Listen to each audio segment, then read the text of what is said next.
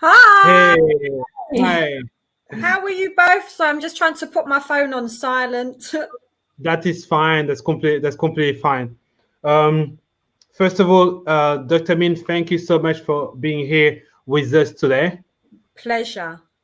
So, as you're trying to manage your phone, um, we had quite a lot of interest actually with on that topic of Yeah. resilience. So, we are really happy with that. So, today we are going to talk about something I think really important for anyone, for professional, for entrepreneurs, but actually in life in general for anyone, and Yeah. that's really about the resilience, how to deal with the adversity, Yeah. and let's say that the 2020 and 2021 have definitely been 2 years where I think that adversity is been at the center of everyone's life. So talking about resilience is really something that a lot of people were looking for. So once again, thank you so much, Dr. Min, for being with us today. Pleasure. Pleasure. Absolute pleasure. I just hope I don't disappoint. There's no way you can disappoint us. Actually, I've heard so much from Nikita about you that there's no way Nikita's you can. the best. No. So yes, as I mentioned to you, Nikita was the first person to tell me about you, and then actually, as I was finding information, I was like, okay, I understand why Nikita was really encouraging me to also have you here. Oh, thank you. Thank you, Actually, Nikki. I'm going to dive in there and tell you why. I want everyone to know why. And I hope, Mine, you won't take offense from this. No. So, you know, I found out about Mine Conkbayir through this book. I'm waiting for the second one now, which is pre-ordered for September. But yeah, I read this book and I pictured Mine Conkbayir to be somebody, a typical university professor who is, I don't know, like, in her late 60s, old fat woman with curly gray hair. I don't know why. Don't ask me why curly gray hair, but curly gray hair, stuffy clothes, those jute jackets with a leather elbow patch, those kind of women. And I started following your work, not knowing what you looked like whatsoever. And then I heard somewhere that there's this online conference that Mine Jongbar is doing. I was like, great. No, it was supposed to be live first. The pandemic pushed it online. But so I was psyched, I was queued up, booked it, all that. And then this woman shows up on stage. And I thought, okay, this must be, the hostess who's going to introduce Mine Jongbar. I'm eagerly waiting for her to come on stage. And Mine says, well, I'm Mine Jongpar. I was like, no, this can't be her. This just can't be her. So I think the first lesson I learned from you without you actually having to teach it was prejudice. Because I used to believe I'm like the most unbiased person. But no, clearly I We all wasn't. have our biases. Yeah, I was literally judging the book by its cover. And I was Yeah. like, no, she's young.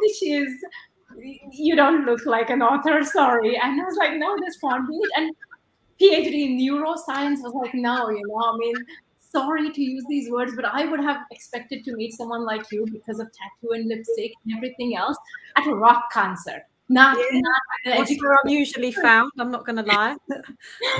Like, oh my God, she's mind blowing. Second lesson, then I thought, okay, I just thought, right, maybe she was super lucky to go to an Ivy League school, must have had like a super rich parents, awesome childhood and everything else, which landed her here.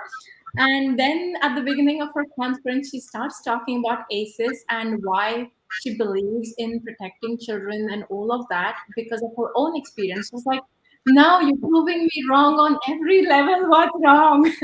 So that was my lesson number two. And then finally, I thought, well, she's done a lot for herself. She's come from kind of a difficult situation, made success for herself, and is doing so much for everyone else. She's earned the right to be arrogant. She must be like a snobbish woman. And then I sent you a LinkedIn request. You sent me a direct message saying, great to see you and blah, blah. I was like, what? Mine Jung Buyer, the Mine Jung Buyer messaged me. So that's why I thought I have learned so much from you on a personal level. I want everyone else to hear about you. So I'm going to actually not introduce you. I'm going to let you introduce yourself, so that would be kind of the best introduction. And if you do injustice to that, because I know you do, then I will jump in. Okay. You've really set me up for failure is all I'm thinking, sat here going, oh no, what am I going to do now? Hello, Sue Cushion, by the way. Who am I? Yeah, Dr. Mine Conkbayir. My passion, my raison d'etre is to get self-regulation and trauma-informed care on the early years agenda in ways that are meaningful and practically useful for practitioners, teachers, parents, and children alike. I think our government doesn't make it easy to support the psychological well-being of our youngest and our most vulnerable. I won't go into it because those of you that do follow me, I'm terribly sorry. My daughter's trinkets are falling on the screen. They don't make it easy to prioritise. It's wishy-washy well-being stuff, and that's what I'm, rallying against constantly. I started out academically. I wasn't the brightest button, not going to lie. I was very often not with it, but I always had a passion to do well in school and to please my teachers. And I never wanted to go home. I always wanted to be at school, and school was my sanctuary. I wanted to be a women's footballer. I trained with Arsenal girls and the ladies. I then went into graphic design. It was too competitive. But when we're talking about resilience, which we're obviously going to focus on soon, it isn't an insular thing in a vacuum. And there were a lot of impacts in my life at that time. And around 15, I had an education welfare officer. And I remember just putting my hand on the door to go from the school playground into my class. And I thought, epiphany, I want to be a teacher. So it wasn't an accident because, my life was smashed by ACEs as a child. And I was like, oh my God, these people care. They see me. I'm important. I want to do that for someone someday. So I left everything behind, embarked on a teaching degree. When we talk about resilience, I don't think I had any because I left that degree. And one of the professors said to me, Mina, don't worry, whatever trajectory you take, you will get to where you want to be. And I bloody well did. I did a level 3 in childcare. It was good quality back then. Fantastic lecturers. One took me under her wing, speaking of resilience, and said, come on, I see something in you. I want to take you under my wing. Like I said, I've got my teaching degree in a really off-key manner that I don't think would happen now. I then was training to be a lecturer in FE, which I did for many years, then HE. Then I worked at London Early Years Foundation under Juno Sullivan. I'm sure many of you know, fantastic. You want to talk about entrepreneurship, go to Juno Sullivan. And she, took me under her wing again and showed me the ropes. And then I was an apprenticeship manager. Pendry. I then devised an emotional intelligence program for our childcare apprentices because I was like, I wouldn't trust you with a tortoise, let alone a baby or a child. What's going on? Barriers up to here, really defensive, bad attitude, one would say. But no, these were people from my background, right? I got it. Rough, inner city, London. Crap that they went home to with their parents, if they had any parents. I'm not going to, sensationalize and go into details, but thank goodness that they even bothered to come in, So I built this program around emotional intelligence, body language, interpersonal skills, self-regulation, and the barriers gradually came down. 10, 11 years on, they are now midwives, managers of settings, senior management teams in schools. Fantastic. And they do say to me, but you didn't give up on us. And to cut a long story short, the people that didn't give up on me and saw beyond me being a space cadet, that's what, I've had many colleagues call me. That isn't a space cadet who hasn't got a clue. I was just someone operating in fight or flight for pretty much all of my life. And I didn't realize this, right? But like Nikita and I have had many discussions on a personal level, something in me knew that wasn't all my life was meant to be. And I came from SHIT, let's not beat around the bush, and no one in my family has come to anything, and they're not happy people. And, you know, it's like that phrase, crabs in a barrel, you know, and it was like they would even begrudge, you know, the success. And I just had to remove myself from that. And I've cut a lot of people out of my life. I just say cut the oxygen, and that's what I have to do in order to maintain my integrity personally and professionally, and to maintain that level of resilience. So that's my journey. Then I started writing the books. One book led to another, then the online programs. I'm just basically trying to be as receptive as I can to people and their needs within and across my sector. And some of that is now involving working with fostering panels, foster parents. So anywhere there's, you know, police officers I've mentored in the Met, collaborating with one at the moment on trauma-informed care. So wherever I'm wanted or needed, I am going to go like a chameleon. I'll do whatever it takes to get my message out there for the greater good. And then it's not something that I theorize on without the backing. I can't stand that. Like, who are you? What have you got to say? Well, I can speak on this with a level of certainty and expertise. I've got my life experiences. I know that some people tuning in tonight have got their life experiences, and no one can take that away from us. And, you know, I know we're going to touch upon it, but when we're talking about resilience, it doesn't mean that, oh, you haven't come from trauma, so you don't have resilience. No, as someone said in the thread, Tevin, you know, we all have the capacity to be resilient. It's just how it's nurtured. And that's what I'm trying to do in all my writing and my talks, etc. That was a long bloody introduction. I'm so sorry. I don't know where I went, really. No, please. That's exactly what we are looking for. So we are really looking to learn from people that talk from experience, not just from books. And from your introduction, we can definitely feel that you got that experience. So that's really great. So that's really what we are looking for. Now, I'm just gonna before we carry on, because we got a few questions. I will still want to really say thank you to the people that are supporting us. So Annie is there. So Annie, thank you very much. We are happy that you made it. Feel free, guys, to ask your questions. Sue also.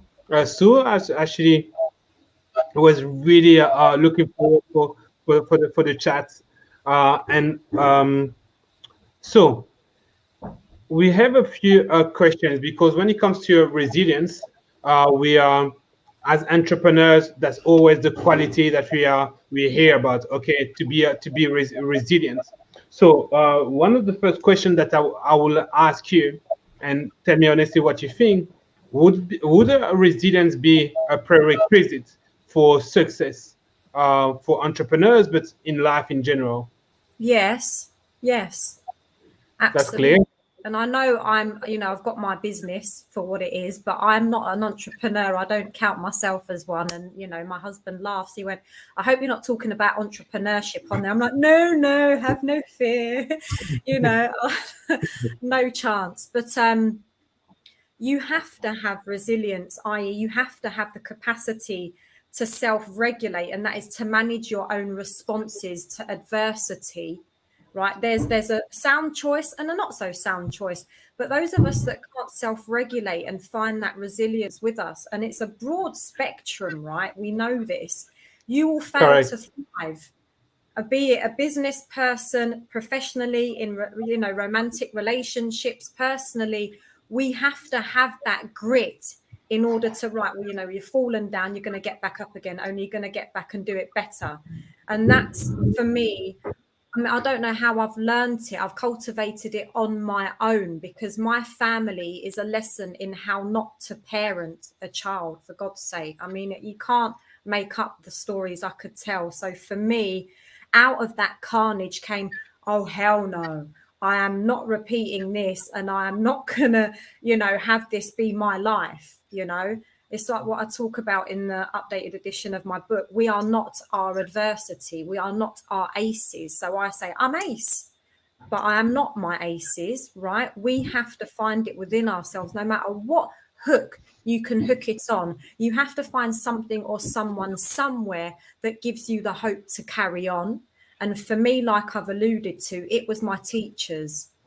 they took it upon themselves to see me, to notice me, and it made me feel wanted, safe, and secure. I suppose it's like the neuroscientist Dan Siegel's 4 S's: safe, seen, soothed, and secure. And I didn't have those things in my home. You know, my dad would be beating on my mum, and I'd be under the coffee table drawing, making up stories, actually, and I've still got them today. It was my way of zoning out and finding peace. That was my sanctuary, and that's what I'm like today. So yeah, it's absolutely necessary for life.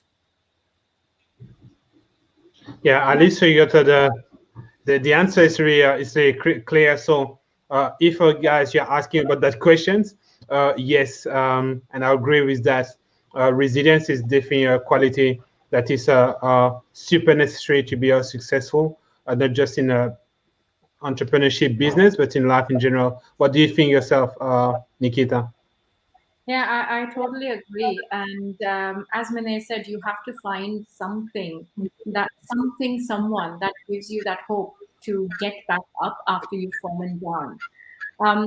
So actually building on that, Mine, how do you then build resilience? And as we were talking earlier, from your own experience, how did you build resilience? Because you did mention earlier in your conferences and your webinars, I have heard that you went through traumatic childhood experiences. So if that is what you were going through, that's an adversity of any form.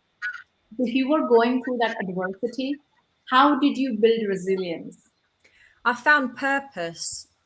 I think having a purpose that's bigger than you is absolutely critical in finding the resilience and the hope to get up in the morning, you know, and it can be really bloody painful. And there are days when, you know, I don't want to get up and I can't sleep at night and I don't want to get up in the morning, you know, I'm all over the place. So for me, this is cathartic. My work is cathartic, it's therapeutic. I'm having a positive impact on some people, and those some people have children or are looking after children. And if they think that I'm talking sense and I can help them to parent better or to fight for their children's or teenagers' rights in school or with the police or wherever it is, then I'm happy. I can, you know, shuffle off this mortal coil having done some good. So for me, you know, I've spoken to recovering drug addicts, you know, those that have just come out of prison, all sorts.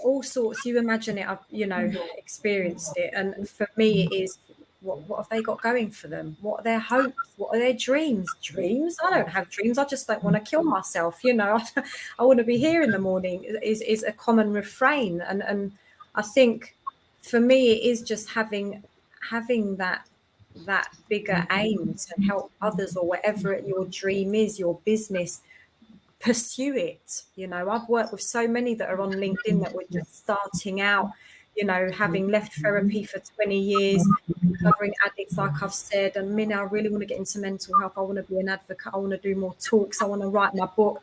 It's hopeless. And I'm like, you must be joking. You've got a story to tell.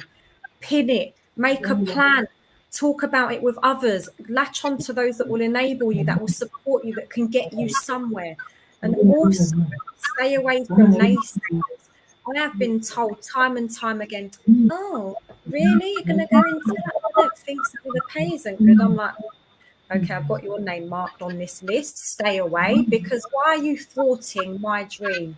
Why are you telling me to not go there instead of pushing me and encouraging me to go on? You're a person for me to stay away from. My instinct or my neuroception, our invisible antennae, you know, to help us see, is that person safe? I'm very much on hypersensitive, and that's a result of my trauma. I'm not going to lie, but it helps me out a lot. And I know if someone is safe for me, so I can take their guidance and the constructive criticism. What I will not take is someone telling me not to pursue my dream, because my dream is only to help others. Yeah. So I will, you know, like I said, having a purpose, being close to enablers and staying away from the naysayers is a good start.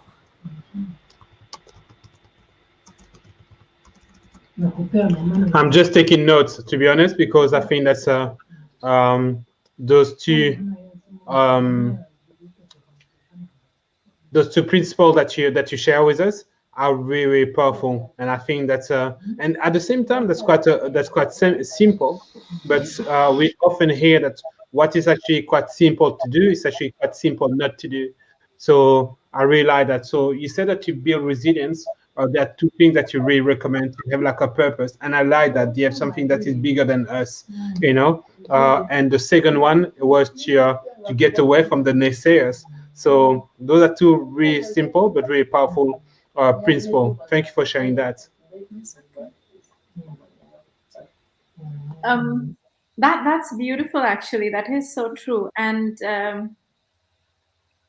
I want to ask you something more, because like Kevin just mentioned, it is simple but not always easy. When you want to get yourself out of bed and you've got everybody else around you telling you that's not going to work for you, you're not good enough or whatnot.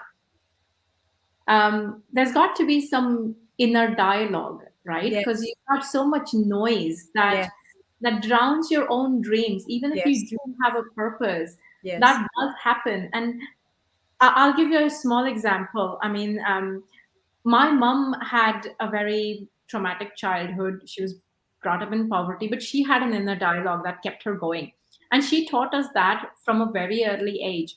So I practice that all the time. For example, last year, before the pandemic, we were in Canada with my sister. My sister's based in Canada. And nice cold morning, I decided to fix myself some breakfast, and I thought I'd surprise everyone to a nice breakfast. My cooking skills are terrible. I almost set the entire kitchen on fire. But I managed to put out the fire using a fire blanket that was at hand. I somehow gathered the courage to use a fire extinguisher. And when the fire alarm was blaring and everything was going on, I still managed to jump on the kitchen table, and go like, look what I did. Look what I did. I put out a fire. Yeah. Now, anybody, people in my place could have easily gone down the route of, oh my God, I'm terrible at cooking. I'm horrible. I should never be allowed to do this. I should never set foot in the kitchen. Yeah. But for me, the lesson learned was, look what I can do. I can manage to put out a fire. I will never set foot in a kitchen without my fire blanket. So I'm going to cook with a fire blanket. Yeah. Because the inner dialogue that my mom taught us to do was, what went right? So that was an adverse situation. Setting someone else's kitchen on fire is terrible. Yeah. But what went right was the question that my mother taught me to ask myself. She always said that if you're alive and conscious, not in a coma, so if you're able to ask yourself a question, which means something's gone right in there. So just focus on what went right and repeat that. So you're going to do the wrong things. So that is always my inner dialogue, what went right. And I know you came from a difficult background. So how did you develop your inner dialogue? So you said you zoned out. You used to sit there under the coffee table and draw. What went wrong in your head? I'm sure that would help other people too. It's funny because I've written just a handful of notes, and one of them was exactly like you. I've mentioned my mum, and I've written down verbatim my mum's trauma, completely oblivious to it, and swears by not dwelling on the past. She also criticizes me for being in therapy. You're being brainwashed. No, it's terrible. Don't focus on the past. I'm like, look, mum, I'm of an age now. Why did you let my dad hit him for 20 years? Who cares? You know what Turkish men are like. Just shut up and get on. I'm like, what? Hell no, girl.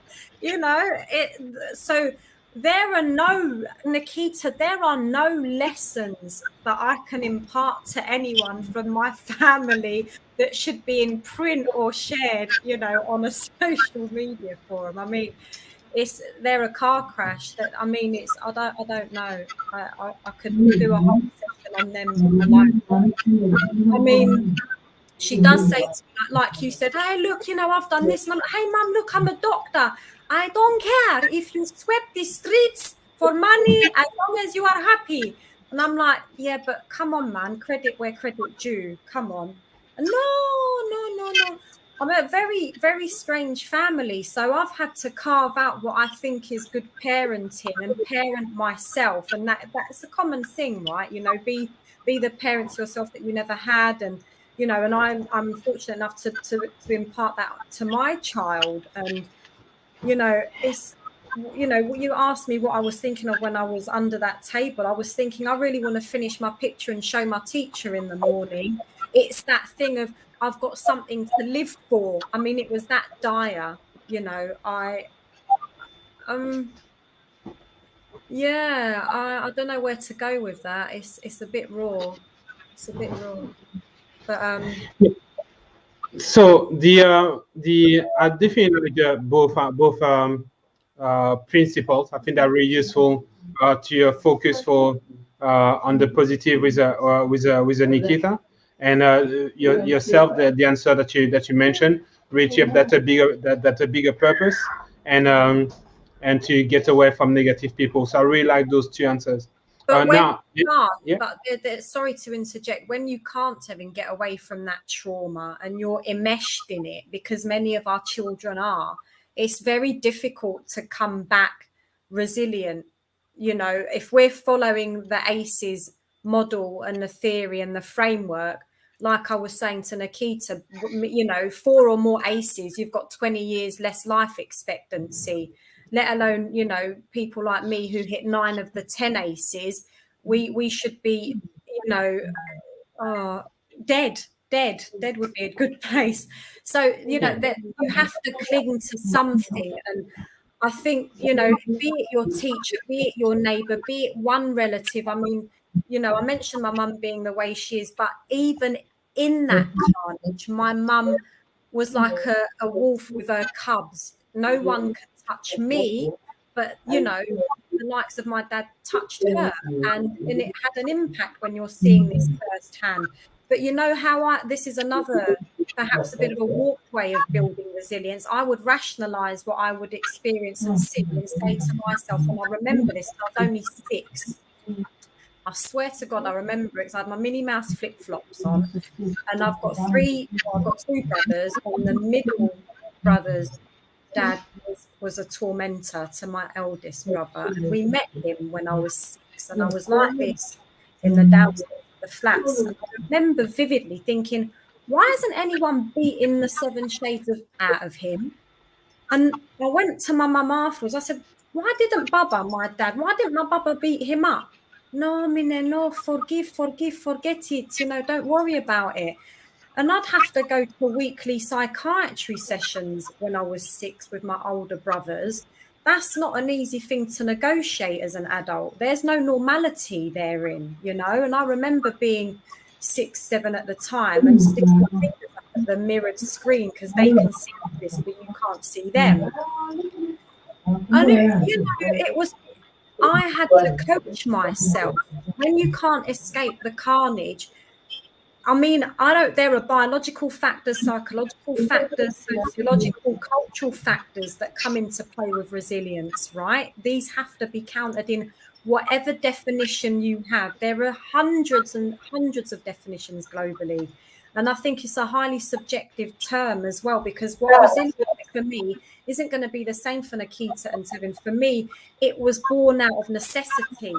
And like someone said earlier on in the thread, Tevin, it shouldn't have to be born out of that trauma. And it isn't, you know, toddlers have resilience, the attachment to the caregiver, the willingness and the confidence to separate from the caregiver, you know, taking little risks in that daily routine. These are healthy ways to build resilience.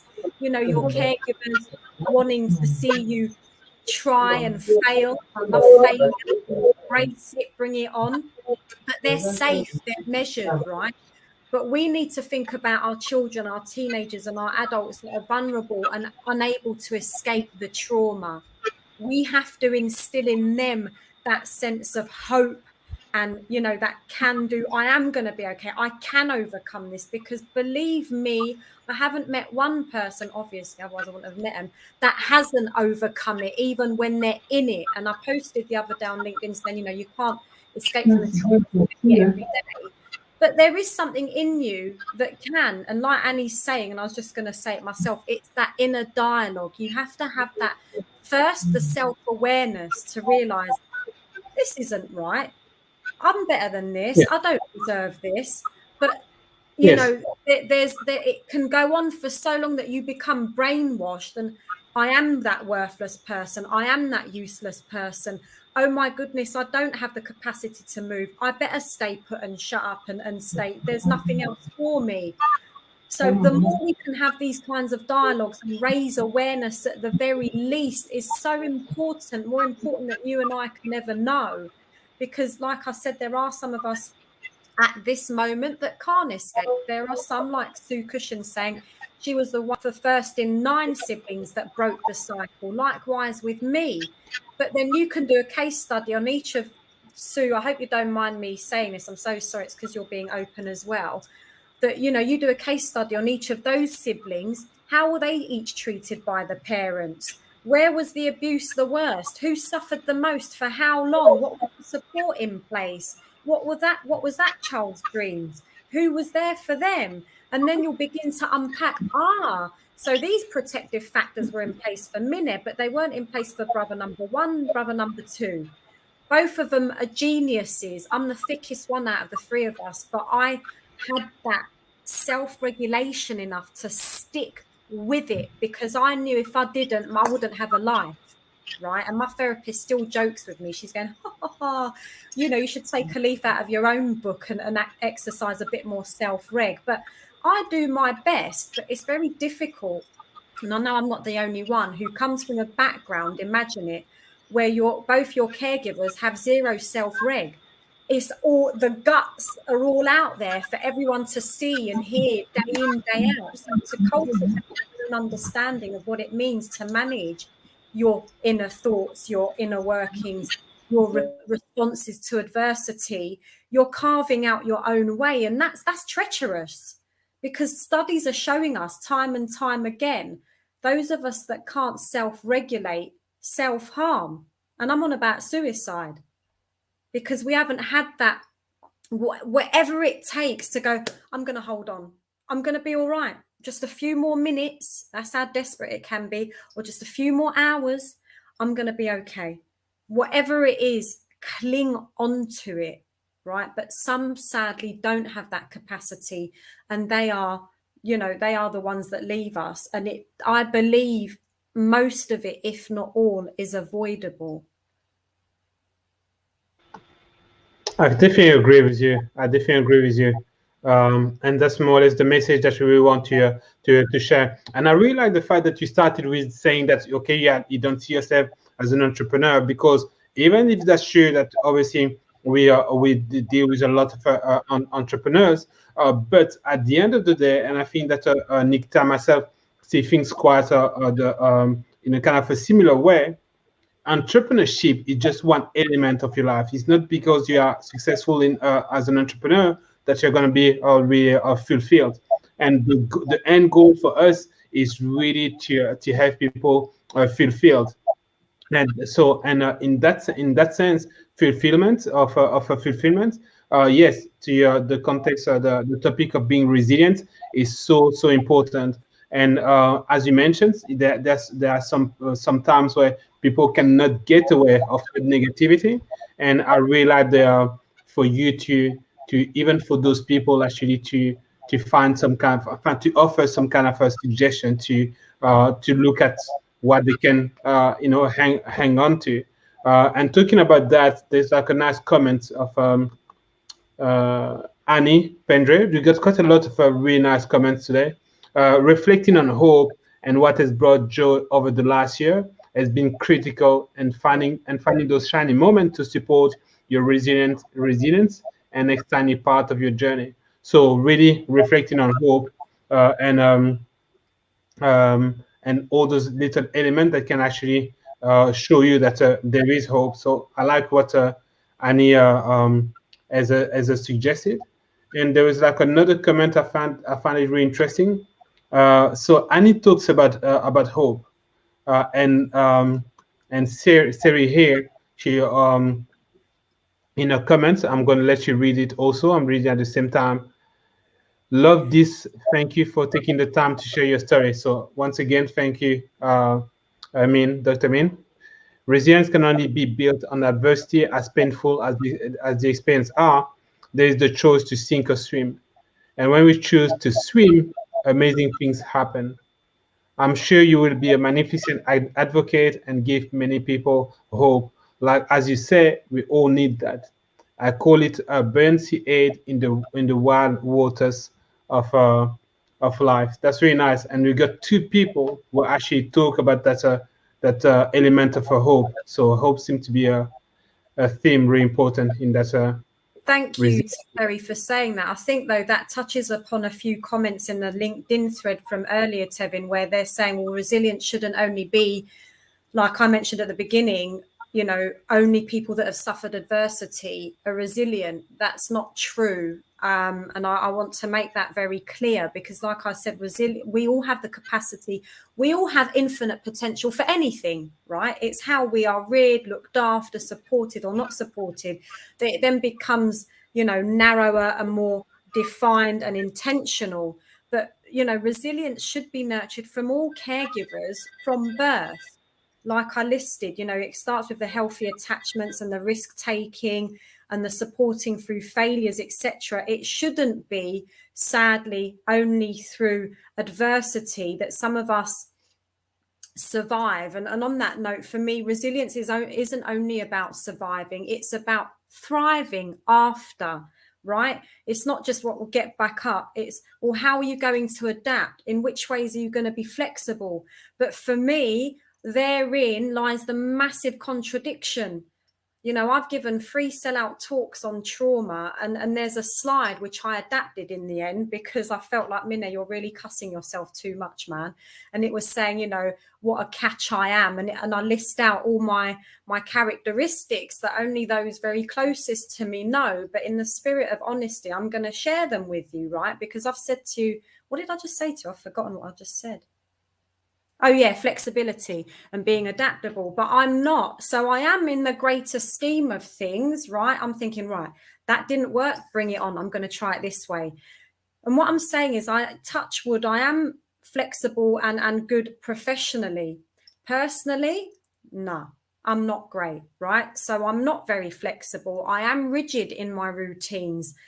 You know, I do have OCD, and that's from when I was 8 years old, it kicked in. But then you have to, like I said, put these, like I'm saying, the factors for resilience together like a puzzle and go, right, psychological, familial, cultural, all of these bits. And when you looked at me when I was 8, well, my dad was doing drugs, selling drugs massively.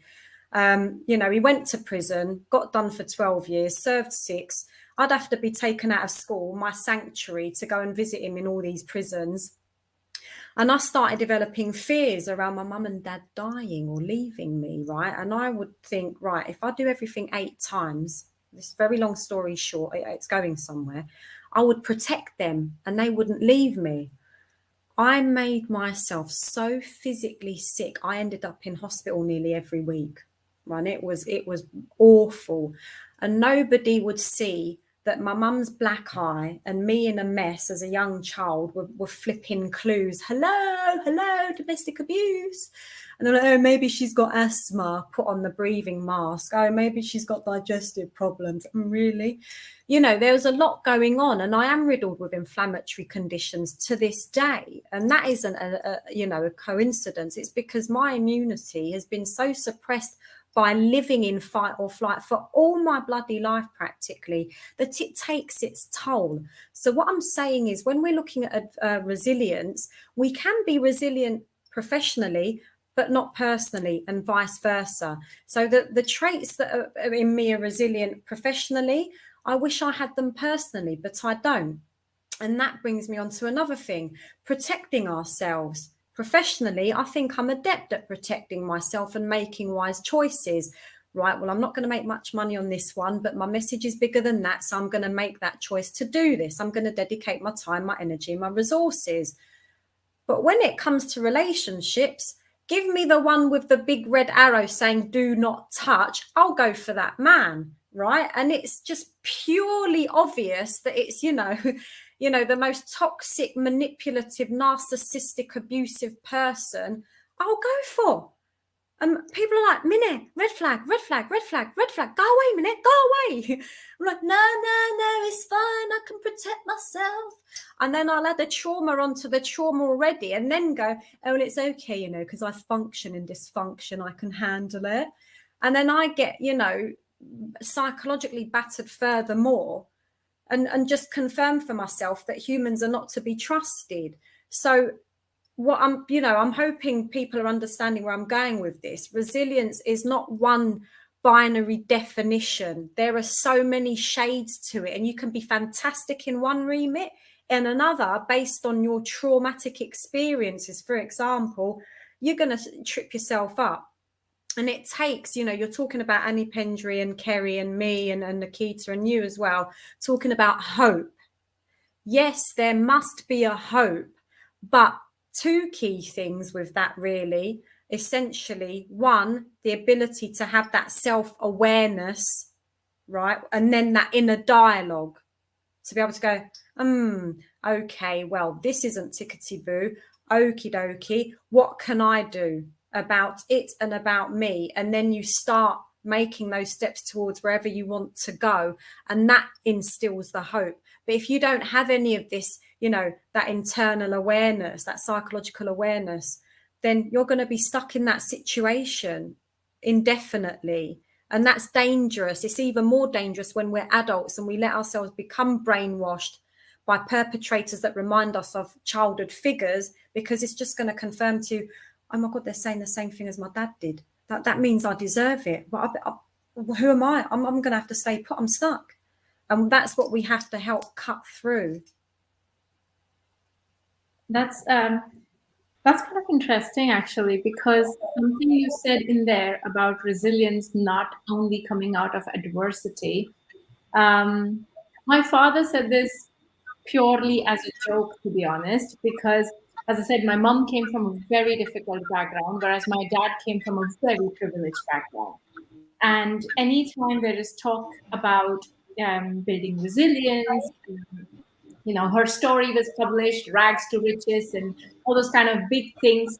And then my dad jokingly made a comment. He said, so just because I didn't have adverse childhood experiences, I came from an affluent background, does that mean I have no resilience? And that made me really think for a second. And he said, do you all have to have poverty, child sexual abuse, domestic violence, emotional abuse, all kind of abuses to build resilience? Because you don't have to every time fall flat on your face to build resilience.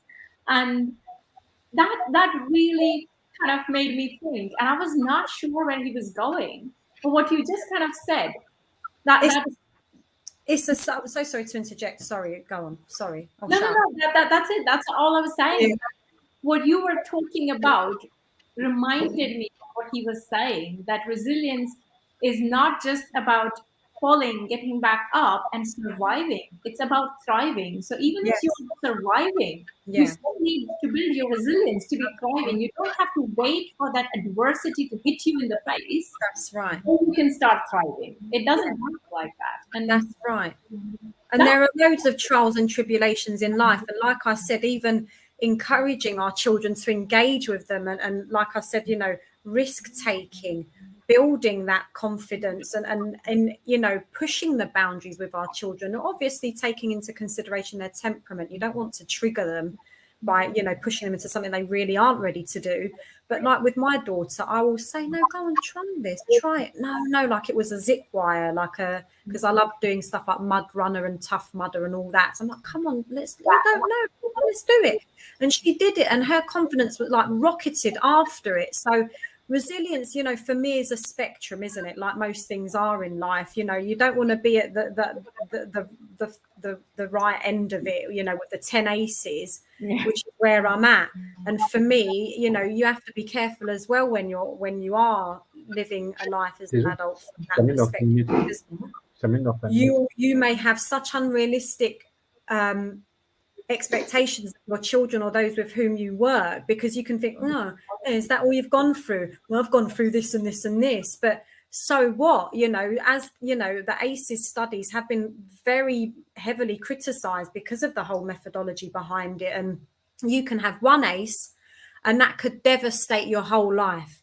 You can have 9 or 10 aces and go, anyway, next, come on. So it really is such, that's why I said it's such a subjective term, because what's resilience to me might not mean the same thing to you, but that's because of my experiences. Some people look at me like with their, like, what happened to you? And I'm like, yeah, it's all right. It was every day the same thing, really, and you're just like, you normalize it and you minimize it.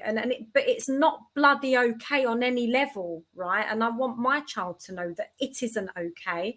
I don't want to be like my mum, but, like I said to you, resilience is also dependent on cultural factors. And what did I say to you? My mum said, you know what Turkish men are like, because it was the norm. Give your woman a slap, to shut her up. We went to the Tower of London yesterday and there was a tormenting collar. And I went back and read it with my husband. I went, oh my God, wait a minute. What's it saying? It was like, for nagging wives or wives that go stray. And it's a big, thick metal collar and you put knives and stuff into it. And he went, oh, brilliant. I'll get one of those for you. I'm like, thank you. But we have to be cognizant of resilience in order to instill it in our babies and our young ones from day dot, but in healthy ways. That's where we want to be. Resilience is a positive thing. I now view, yes, Sue, triggers are real. I'll come on to that in a minute. I now view my aces, which I viewed as a curse, as a gift, because if I didn't, I wouldn't be interacting with fabulous people like you. I wouldn't get to write the books I'm writing. I wouldn't meet the fantastic young adults I've had the pleasure to work with. I would have been a footballer. Fantastic, but, I wouldn't have been doing anything fab out of myself. And that's not how I operate. I live to work. Other than that, I am quite an unhappy, dark soul, to be honest. But this is how I cope with my adversity, and my resilience shines through in my work, to be honest with you. Other than that, I'm getting a bit deep and dark, but I don't see a purpose in me if I'm not doing the work I do. So, yeah, so the dark side. Now, so Mine, I think I would like to believe that your journey has shaped you or made you the person that you are today. Definitely. But I still do see you. I know you didn't want to call yourself an entrepreneur, but I still see you as someone who's successful in many different ways. You're an author, you're a consultant, and I do see you as an entrepreneur because you are running your own consulting. You are running your own business. So, and I think, know the answer to this question already because you touched upon this in your introduction without knowing you said this already. But I'm going to pose you this as a question. So, as an entrepreneur right now, I am so sure you must still have loads of roadblocks, okay? Because there are hundreds of people like me who must be judging you just based on your looks. Oh, she's very young. She probably doesn't know what she's talking about. She's got a tattoo. She's definitely not a researcher. She's faking it. I'm sure there are roadblocks, right? And I know you mentioned about your purpose. So how do you get over those roadblocks right now? Authenticity. Okay.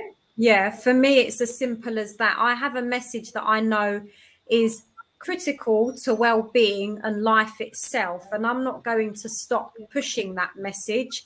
Mm-hmm. I'm hoping to give a TED talk on the subject of self-regulation. And for me, I don't beat about the bush. I say it is the difference between life and death. And those of us that can't manage our thoughts and our emotions and our responses to situations, especially adversity, we will fail to thrive. We won't survive. So for me, it's being authentic in my message, and it's adapting that message to suit different audiences as well. And also for me, then, if you're talking about how do you succeed in business, I mean, like I said, I am no business head, obviously, but I keep abreast of research developments. I make sure that my work is up to date. I make sure that there is some sort of different spin on it. And, I pitch it differently to wherever I am and whoever I'm working with at the time. And thankfully, that's why I have got the likes of social care workers, therapists, counsellors, teachers, early years. practitioners, you know, the whole gamut, and that's all I ever wanted to do. And I think the shift came for me, you know, I've been such a lone voice in pushing the neuroscientific message in early years, and I can tell you, when I gave a research talk in 2010, I then, off my own volition, thought, I'm going to give free training, and I made up fantastic leaflets in colour and put them on the seats of everyone's chair. Free training at this time, because I was at Leaf at the time, like I mentioned earlier on. I didn't get one damn taker for my training. I was like, oh, how dare you? But I didn't go home and cry. I was like, right, bring it on. How am I going to change this? You know, so I shifted my message. I waited a few months until I got more articles written, delivered more training, had that on my back, did it again, and it was sold out. And now the difference for me is, like I said, the turning point is now I'm being sought to deliver the talks and give the expert opinion on ABC, whereas before I was very much a lone voice. And thankfully, big gobs like me have made it possible to start a network. And there are so many of us now that are aware of the neuroscientific, you know, the impact of it in early years and in beyond. And that's testament to all of us not giving up.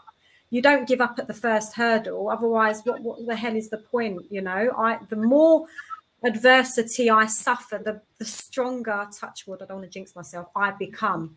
I'm like, right, you want to give me hell? I'm ready, man. Bring it on. You know, like the tougher, the better for me. If something is easy, I'm not interested.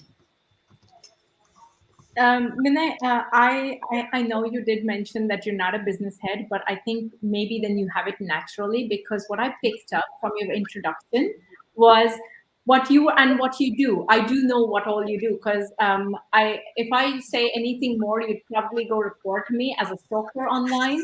But so I'm not going to give away a lot. But yeah, I think the best quality that you probably don't recognize in yourself as an entrepreneur is that you're receptive to the needs of the people that you're serving to. So though you don't call yourself an entrepreneur, whatever you call yourself, a consultant, a person who's serving others, whatever you call yourself, I think the reason you're successful, in my opinion, is because you're very much receptive, in tune with the needs of others. You're not like, well, this is my product, leave it, or, you know, take it. That's not your attitude. You're very much receptive to what the needs of others are. So you developed this thing in neuroscience for early years. You soon saw the need in foster care, be it in the police department, this department, that department, and you started catering to the needs where there was this need for self-reg. You started fitting in there. And I think for everyone, not just entrepreneurs, for any professional, and I think Annie kind of touched upon that too, this need is there. If we are just focused on, well, this is what I am doing, then you'll never become that successful. You are being, I think the reason for your success is because you're not all about me. It's that focus. It's about what is it that others need? What can I do for you? And you're very much receptive and in tune with that. Well, and though you don't call yourself a business head, I think that's kind of the success, the story that you should be really proud of.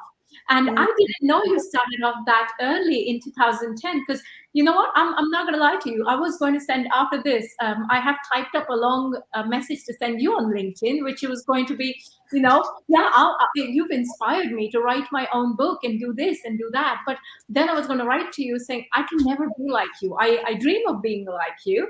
Oh, never want to be like me. Life will be hell. Oh no, trust me. But the point is, people need to know this, that, well, I have followed your work for last 2 years very closely, as almost being a stalker online, but I didn't know you started off that early. And if that journey has made you who you are, then that's brilliant. I think that's a huge thing, and that shows your resilience, that you did not, that leaflet example, you did not give up then. And that's where I am. I would be like, oh, well, no one wants what I'm talking about. Hell no. what I've learned, you've reminded me of another thing. By the way, I didn't start in 2010. I started in 2003. I was still a student on a childcare degree. And that's when I mentioned that my lecturers saw something in me. And so were my fellow students going, Mine, the way you break down the theories, oh my God, I've never heard anything like it. Please, miss, make her a teacher. And I'd give lessons while I was still a student at college. It was fantastic. So, but even then, and again, it's no accident that my traumatic experiences made me tunnel vision into that. I started researching into the use of neuroscience and trauma-informed practice from when I was, 2003, I was 23. So, you know, I didn't let go of it. I was like a dog with a bone. And I was like doing research after research study, you know, where is the neuroscience in our work? This is ridiculous. We need to understand the inner mechanisms of our babies and our children, especially those that, you know, have experienced abuse, and why they do learn differently, why they are wired up for stress, why they are on alert all the time. So, you know,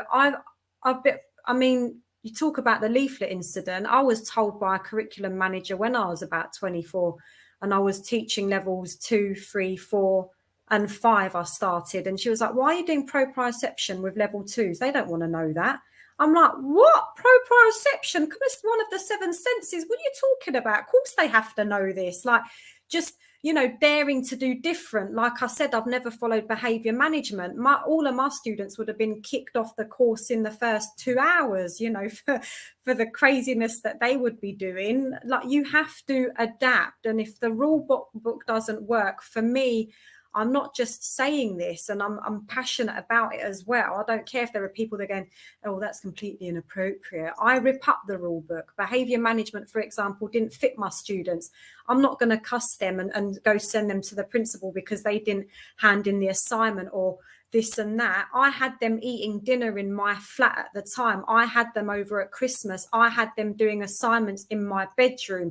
I don't care whether it's right or wrong. I got them through because of that ability and willingness to put my hand out and go, come on, man, I'm going to get you through this. Because I saw it. You see trauma written in people like us. It doesn't take a scientist to understand that. And I'm sure people here watching me going, oh, yeah, I see the signs. You know, someone here has said, I appreciate your soul striptease and openness.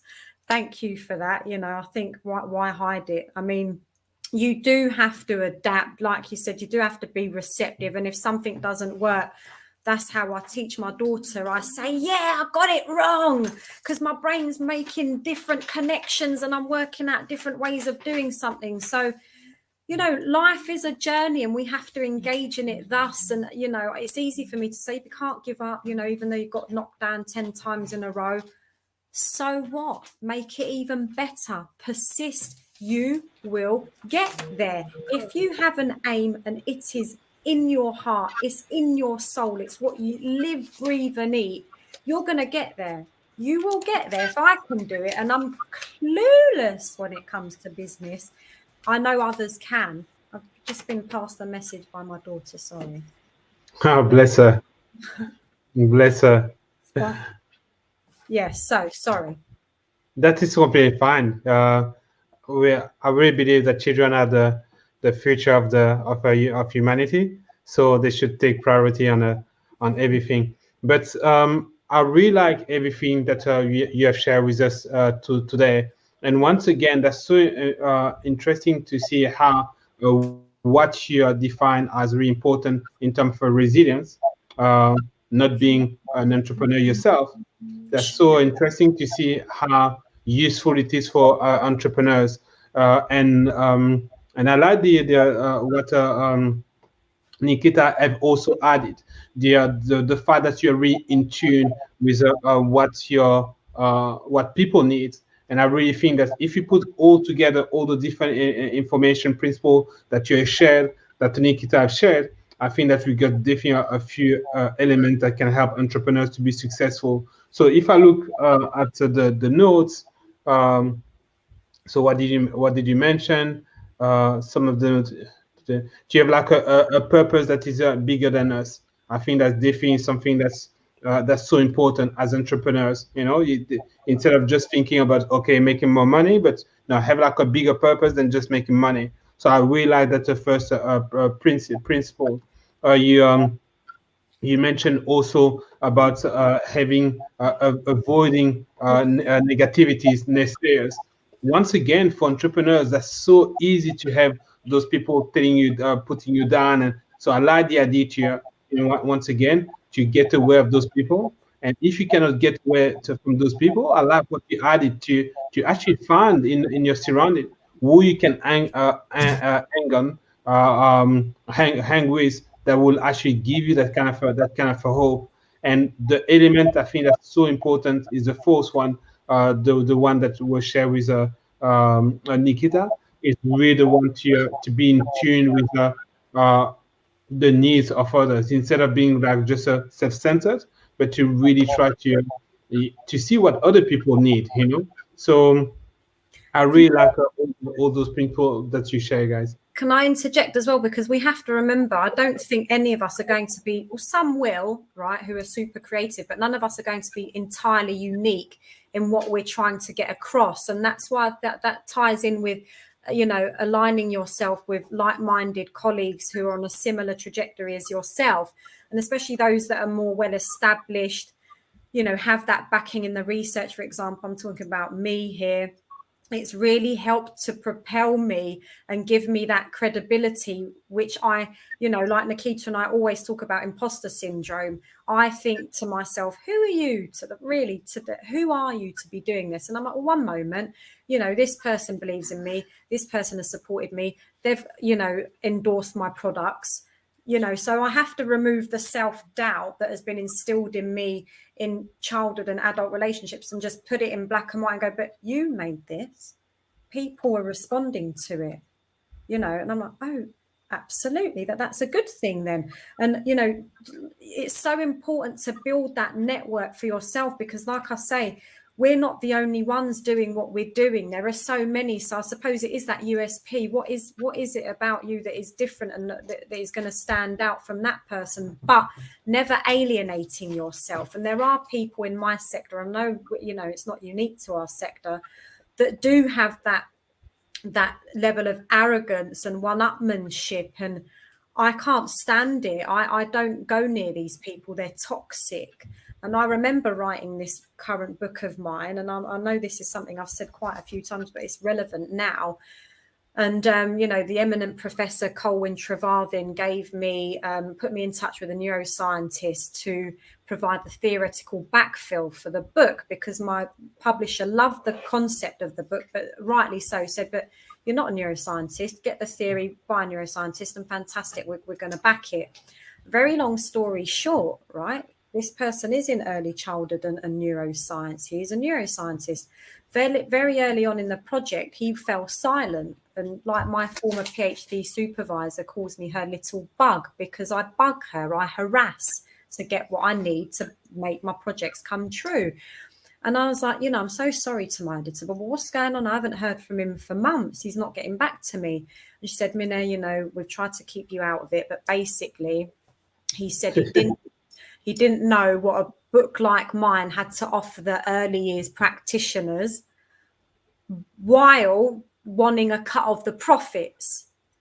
Now, this is resilience and grit, isn't it? Because anyone else would have gone, oh my God, he's so true. I'm not a neuroscientist. Who am I to write a book on bloody neuroscience and early childhood development? That's it. I'm going to pack it up. Forget it. There's no point. No, did I? Hell, I thought, all right, then if it ain't you, it's going to be someone else. I've got my backing. I spoke to different, psychologists, neuroscientists. I've got, a fantastic foreword written by Colwyn Trevarthen, Godfather, love him to pieces. I mean, of the concept, not of me, but and it is selling really well. It is required reading in some colleges and universities. It has won an award, and what I'm saying is, choose your people carefully. Those that don't want to know, there's a reason why they don't want to know. It's that protectivist attitude, right? That arrogance, that elitism, I'm going to throw you some crumbs of knowledge, but not too much because it's mine. No, knowledge is for everybody to utilize. And I'm not, how arrogant of someone to say, that isn't good enough, no one's going to want it. Do you know why that person said that? Because he wrote a similar book after. So that's what I'm saying to you. When someone puts you down or questions your ability to do something, you need to question them first. Why is this person saying this? Is it for my benefit? You know, you start tallying it up, and then if the answer is no, then you back away and you fight even harder. That's all I've ever done, and it's served me well until this day. Good advice for sure. Be kind, but you know, kindness got some limits. Why would anyone want to tell you why? Like I said at the beginning of the conversation, if you've got a dream, this is what you want to do, you have the vision, you have the plan, you have the capacity to execute the plan. Why would someone tell you no if it isn't in your best interest? That's for you to exercise some deep criticality and honesty and go, you're on my blacklist, stay away, you're not good for me. And then you find, like Annie's saying, find new lines of flight. You know, you go elsewhere, you form an alliance elsewhere that is healthy and enabling. That's all part of resilience. You don't want no people dragging you down, the crabs in the barrel analogy. And there are too many of them around, believe me. And also, when we are talking about trauma and surviving a trauma, I'm not going to lie. You know, there are many of us here with ACEs.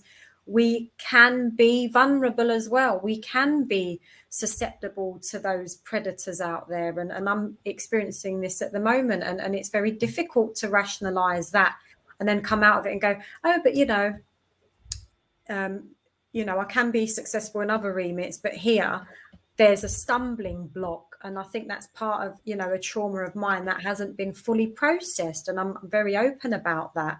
And practice, having good people around you, giving you advice and helping you develop insight.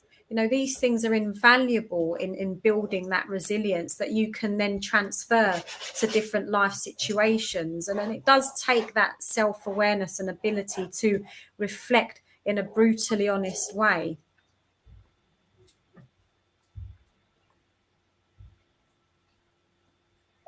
That's great advice, Mine. Seriously, that is amazing. I know we've run over time, but I'm going to ask you one last question, if I may. So just so that, other people can benefit from it. So as you said, as a child, your teacher was that enabling person in your life.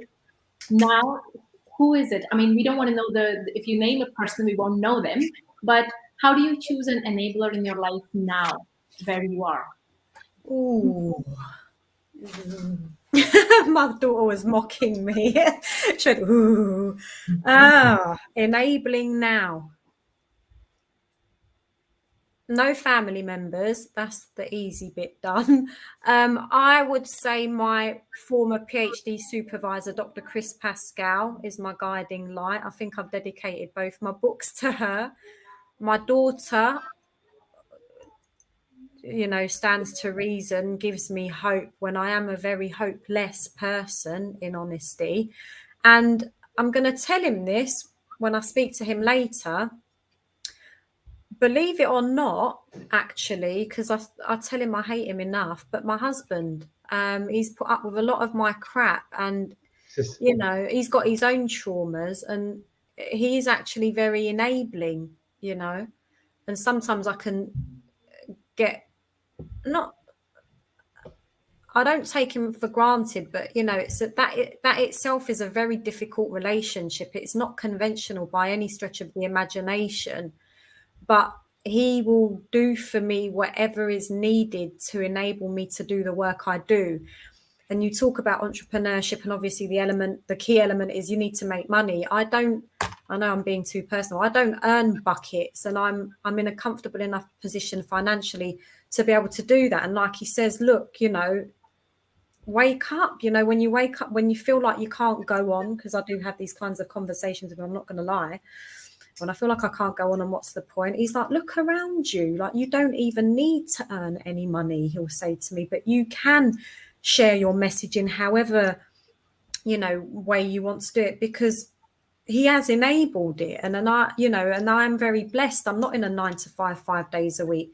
Ironically, though, I'm working more than I've ever done in my life. I don't switch off. You know, I'm glued to the laptop, and you know, much to my daughter's dismay. And we've had a conversation about that just today. And you know, I want to get my projects fulfilled and honoured, and I'm going to shut the laptop down for a few months because I just feel like I have to practice more of what I'm preaching. And but yeah, weirdly, so Dr. Chris Pascal, Dr. Janet Rose, who's speaking at my online event on Thursday night, and yeah, Mr. Paul Whitehouse, you know, the long-suffering comedy actor.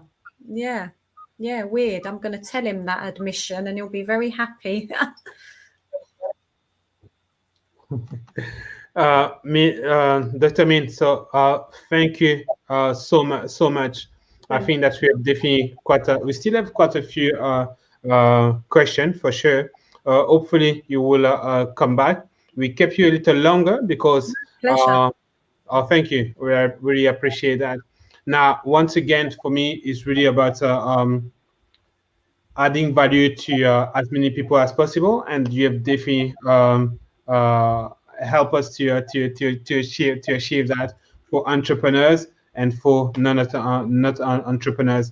The only thing I will add to finish is that I think that for entrepreneurs, sometimes you mention about the element of money. What I will say, and that's what I say to people usually, because it can be like kind of a conflict when it comes to money and entrepreneurship, is also to see that they got a mission to help as many people as possible. And I really like the idea that you have of sharing your message because to as many people as possible. And I really hope that more entrepreneurs really approach the business the same way. Money is something that's going to come, but because it's not the main purpose, and you started by mentioning to have like a bigger purpose, I would say that for entrepreneurs to really focus on sharing that message to as many people as possible, and obviously to organize things in such a way that they can share that message with as many as people as possible, and that also implies for them to generate enough income so they can carry on with that mission. So, but I really like the idea to share that message to as many people as possible, and that's a great message for entrepreneurs. Can I interject, and thank you for picking up on that, Tevin? I can, you know, there is a place for being more cutthroat, for want of a better word, but I choose not to be because it just doesn't appeal to me. And I know that that's, you know, that's because of my individual situation where I don't have to focus, but I need the money now, I need the money. If that were the case, then this would be a sideline, as it were, for many years. And I was lecturing to get the bread and butter in. But now that I am in this position, I like where I'm at. I like being at my desk. I go to the gym, you know, I can write my books and I can take it, you know, slower. But I know that many colleagues in the sector, they are far more meticulous about, right, by this time I want to earn this money, so I'm going to do this, this and this. And I know I could do that. I'm not silly, but I choose not to because my priorities, like you've touched upon, are quite different. And you know, I have solid professionals around me that are regarded globally. And for me, first and foremost, it's building this alliance and, you know, getting our voices together. And I think another thing that we have touched upon, and I'm sorry to take up more of your time, is that when you form, you know, this allegiance with these people, even greater things can come because you're not trying to, you know, silo yourself and work individually and claim this credit as sometimes it doesn't work that way. But sorry to throw out a cliche as well, but stronger together. You know, I'm now doing online events with amazing experts in the field. And that's because I don't view myself as, well, I'm better than you, or, you know, I despise that mentality. We are so much better when we form, you know, when we build together, we're building those networks, we're sharing our expertise, our experiences.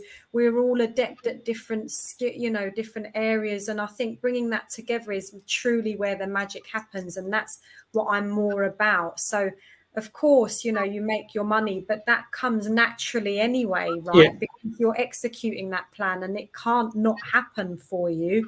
It just depends how desperately you want that element. And I'm saying, I don't want it that much. So, you know, my priorities are different, but I'm still getting there.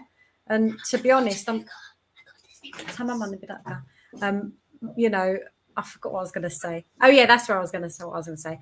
I'm on the other end of the spectrum. I just want to shut down for a while and recalibrate, you know, because, you know, I feel I need it at the moment. But, you know, it's there for me to pick up whenever I want. And, you know, I know everyone tuning in has got their own goals and they know how to get it, just as most of us do. But we have to stick to the people that are good for us to help us get there.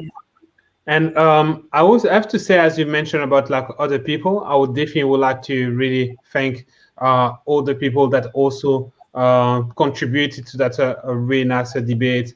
So Sue Cushion, thank you so much. Annie Pendre, you know, Joyce Stewart was there. So many people. So we are going to be here every Sunday at 6 p.m. And once again, this is what we are trying to do. We are trying to have like a conversation with people that are really authentic. And here, I think that you have really done that, to be authentic and open. And that's definitely what we want to do. We want to share more of that kind of energy. And once again, it's really for everyone, not just for entrepreneurs. So thank you so much for accepting the invitation, and hopefully it was thank you both. I really hope it made sense on some level. Of course. Thank you. Well, take care, and thanks everyone for tuning in. If there are questions unanswered, we can pick it up on LinkedIn or something, however you wish. Yes. So what's I'm just going to put for people so they can still see the name of your book. Is it the last one? You mentioned a few early childhood. Yeah, and the revised edition is out in November. Perfect. Okay, thank you very much. Anyway, we stay in contact, and you know that Nikita is a professional stalker. So you make me happy, Nikita. You make me smile every day. Perfect. Thank you so much. It's something that I always need. So yeah, always there. We'll pick it up later. LinkedIn. Thank you. Perfect. Yes. Thank you. Everyone. Bye. Bye. See you next Sunday at 6 p.m. Thank you.